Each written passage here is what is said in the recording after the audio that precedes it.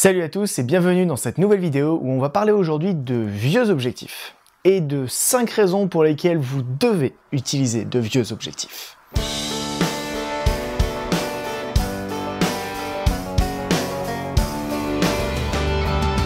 Raison numéro 1, ce sont les objectifs qui sont 100% manuels. Il faut savoir que c'est les objectifs qui étaient utilisés sur les appareils argentique, et donc à l'époque, sauf vers la toute fin de l'argentique avant que le numérique ne le remplace, les objectifs étaient entièrement manuels. Vous régliez la mise au point et l'ouverture via des bagues différentes, et la sensibilité, elle, était réglée via votre pellicule.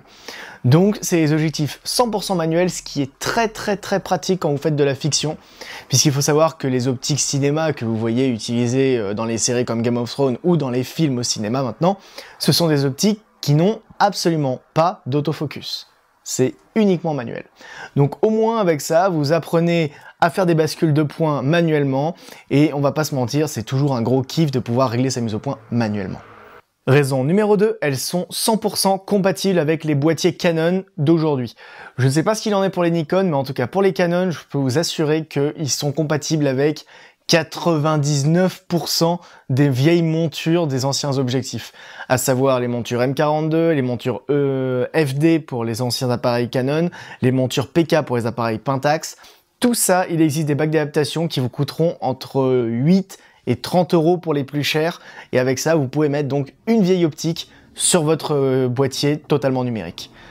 Je prends par exemple, hop, ce 300 mm f4.5 que j'ai mis sur mon 600D, et avec ça je peux faire de la photographie animalière ou même tirer des portraits avec une profondeur de champ très réduite et un bokeh absolument splendide, parce que cet objectif a un bokeh à tomber par terre, et tout ça pour tout cumuler moins de 100 €.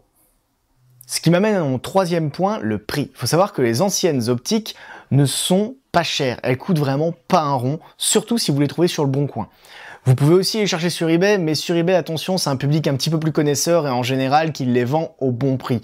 Mais vous pouvez très facilement sur le bon coin trouver quelqu'un qui revend du vieux matériel qui appartenait par exemple à son grand-père et qui vous le revend au quart de son prix. Ça arrive souvent.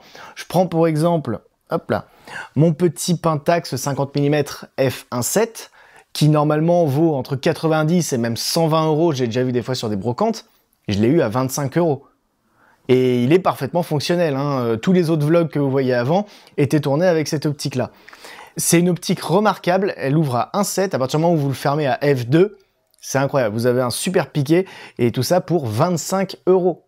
Ce qui m'amène donc à mon quatrième point, le prix, ce qui va un petit peu de pair avec le point précédent d'ailleurs, parce qu'il faut savoir que les optiques, les vieilles optiques, ce qui est intéressant, c'est leur rapport qualité-prix. Vous pouvez avoir une très bonne qualité optique pour un prix ridicule.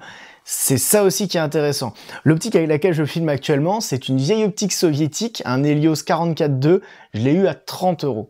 Je sais pas si vous vous rendez compte, 30 €, c'est vraiment rien pour une optique. Vous trouverez pas une seule optique moderne avec autofocus à 30 €. Et le piqué de cette optique est excellent, son bokeh aussi.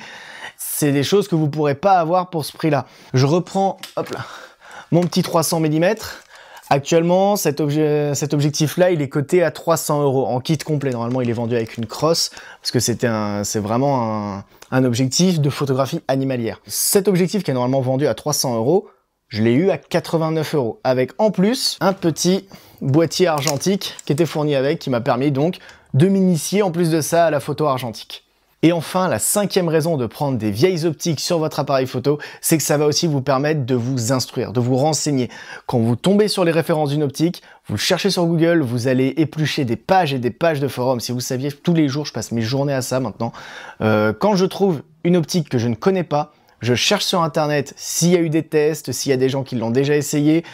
Énormément de sites sont anglophones, vous avez aussi certains sites qui sont russes, mais bon, avec Google Traduction, maintenant on peut les traduire, donc c'est pratique aussi. Et ça vous donne accès à un savoir énorme, et surtout un savoir qui est en train de se perdre, à savoir l'argentique. L'argentique, c'était quelque chose de vraiment extraordinaire au moment où ça existait, et malheureusement, ça a été totalement éclipsé par le numérique.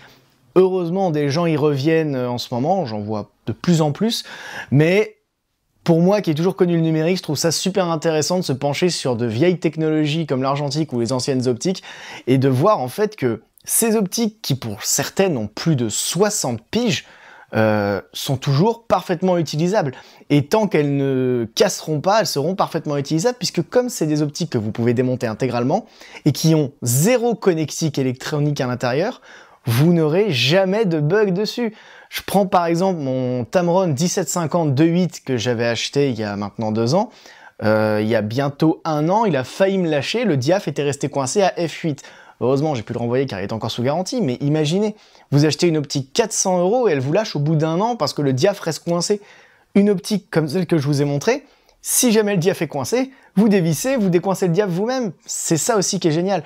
Et ça permet donc d'apprendre plein de choses sur la photographie et sur l'optique de manière générale. Donc voilà, j'espère que cette petite vidéo assez rapide vous aura plu, qu'elle vous aura donné envie d'essayer vous aussi les vieilles optiques. C'est quelque chose pour ma part que j'ai découvert il y a un petit peu plus d'1 an maintenant et je suis littéralement devenu accro puisque je crois qu'au jour d'aujourd'hui j'en ai 1, 2, 3, 4, 5, 6. Et je continue à en chercher tous les jours. Si cette vidéo vous a plu, n'hésitez pas à vous abonner à la chaîne Vectan Production 2. Les vidéos vont revenir un petit peu. Dernièrement, c'est vrai qu'il n'y en a pas eu beaucoup parce que, comme je le disais dans la précédente vidéo, je commence à travailler et malheureusement, mon travail en 35 heures me prend beaucoup de temps. Donc, j'ai plus trop le temps de faire des vidéos. Quand je rentre du boulot à 20 h le soir, j'ai qu'une envie, c'est de dormir. Et quand je repars au boulot le lendemain, j'ai pas que ça à foutre le matin que de faire une vidéo, malheureusement. Donc voilà, je ferai de mon mieux pour relancer un petit peu le rythme des vidéos, peut-être un petit peu moins de tutoriels, un petit peu plus de vidéos vlog comme ça, face caméra, parce que je vais pas vous le cacher, en ce moment je m'intéresse plus à la photographie qu'à la vidéo, et il y a plein de choses très intéressantes à dire sur la photographie, puisque de toute façon, la photographie, c'est la base de la vidéo. Donc il faut savoir maîtriser l'un pour maîtriser l'autre. Donc voilà, j'espère que cette vidéo vous aura plu et que les autres à venir vous plairont aussi.